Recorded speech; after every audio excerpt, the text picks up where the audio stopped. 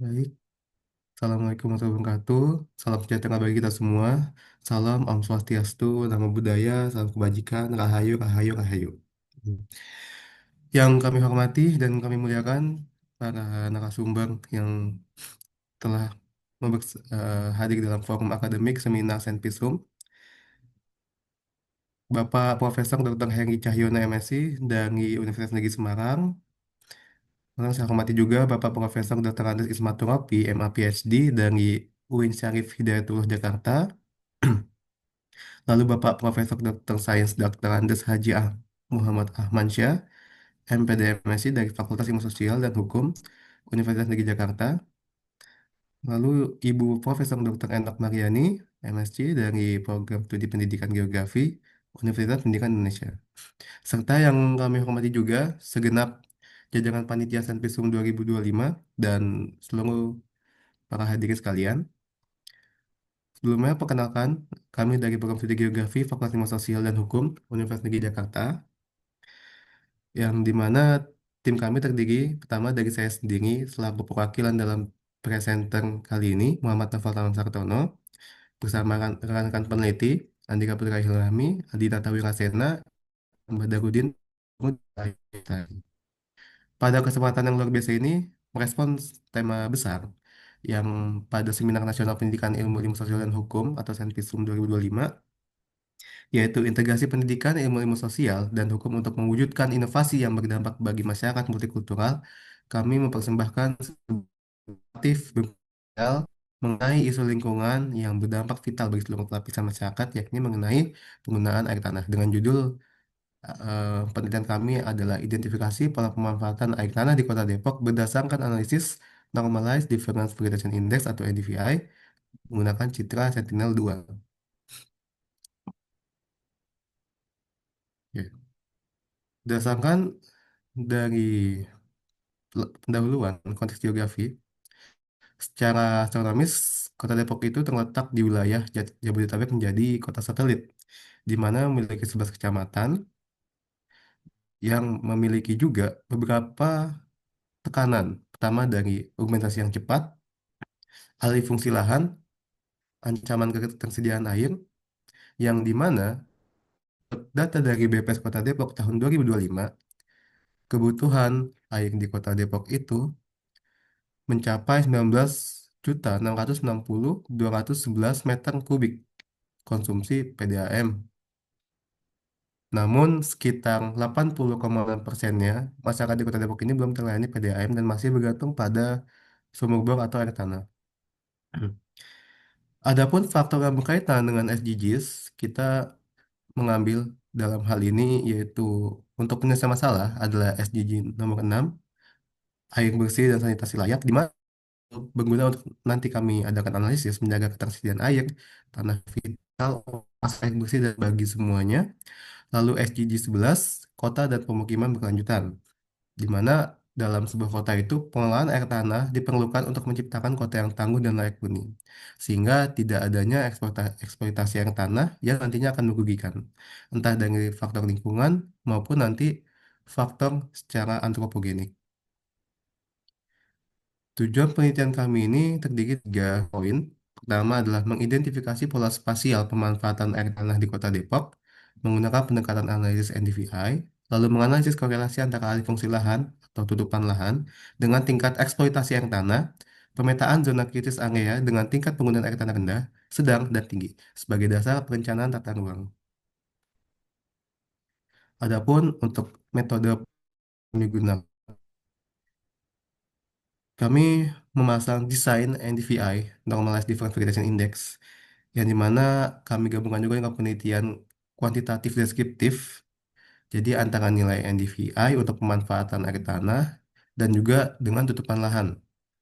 Yang NDVI-nya ini kami klasifikasikan berdasarkan rentang 0 hingga 1. Untuk formulasi NDVI-nya itu, kami menggunakan band 8 pada Sentinel-2A atau near infrared dan band merah, yaitu band 4 pada Sentinel-2A juga.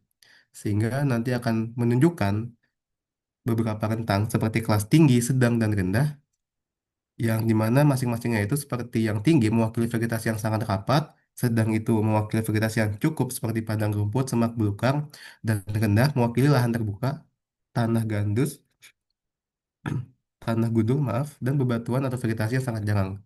Atau bahkan bisa juga mengetahui padatan suatu pemukiman. Lalu untuk analisis yang kami gunakan adalah MCA, MCE atau Multi Criteria Evaluation untuk memetakan kebutuhan air tanah, di mana pendekatan ini menggabungkan dua set data raster utama.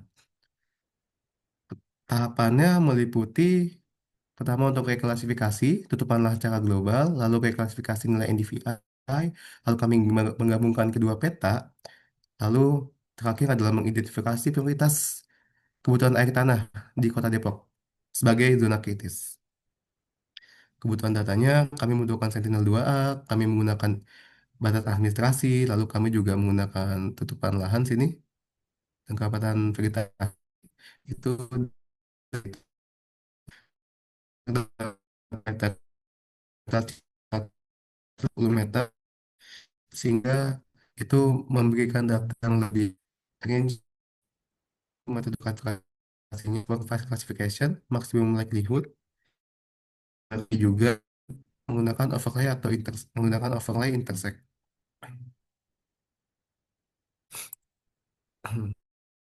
Untuk alur penelitiannya meliputi pertama pengumpulan data tahap awal dimulai dengan mengumpulkan dua data utama yaitu citra Sentinel-2 dan digunakan untuk melihat tutupan lahan serta NDVI. Lalu data yang kedua adalah batas administrasi berdasarkan dari Indonesia Geoportal.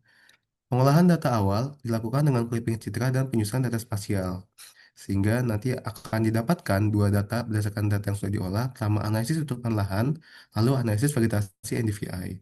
Sehingga data yang sudah dipisahkan itu, kami gabungkan kembali menjadi ibu peta visual yang mana terdampak dan membutuhkan prioritas. Dalam hal ini, untuk hasil penelitiannya, sama yang kami dapatkan adalah NDVI menggunakan air tanah Kota Depok 2025, di mana untuk penggunaan tinggi itu sebesar 4.399,20 hektar area atau sekitar 22%, penggunaan sedang itu sekitar 21,17% dari keseluruhan wilayah, dan penggunaan rendah itu yang paling banyak. Dia ini termasuk badan air dan vegetasi rapat sebesar 56,76%. Lalu ada pun sebagian besar kota Depok yang berada berdasarkan hasil raster yang kami lakukan menggunakan NDVI. Wilayah kota Depok khususnya bagian tengah dan timur itu memiliki tingkat penggunaan air tanah yang sedang hingga tinggi.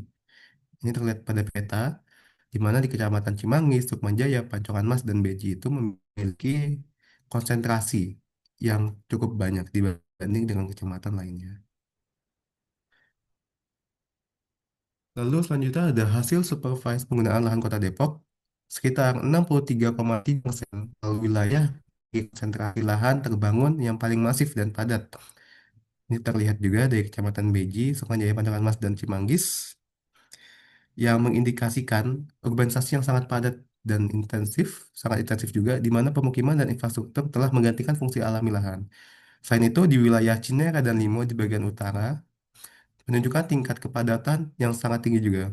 Sebaliknya, sebesar 33,17% adalah lahan non terbangun yang tersebar secara fragmentaris di wilayah pinggiran.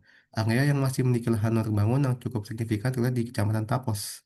Di sisi timur dapat terlihat ada Tapos, serta di wilayah Sawangan dan Bojong Sari di sisi barat daya. Jadi dalam hal ini kami melihat bahwasanya sekitar lebih dari 50% di wilayah di Kota Depok itu memiliki lahan terbangun dengan luas 12.610,08 hektar area. Sehingga berdasarkan kedua hasil tadi, kami menggabungkan untuk membentuk suatu hasil peta yang menunjukkan sebuah kajian kebutuhan air tanah terhadap pengelolaan Kota Depok. Jadi untuk dominasi lahan terbangun terlihat sangat signifikan di wilayah tengah hingga utara Kota Depok. Di mana legenda ini menyatakan kalau dari yang rendah itu warnanya biru muda, lalu yang sedang itu sudah mulai gelap birunya, dan tinggi itu adalah biru yang gelap. Terlihat bahwasanya di Kecamatan Cimanggis, ya, Sukma Jaya, Pancongan Mas, dan Beji.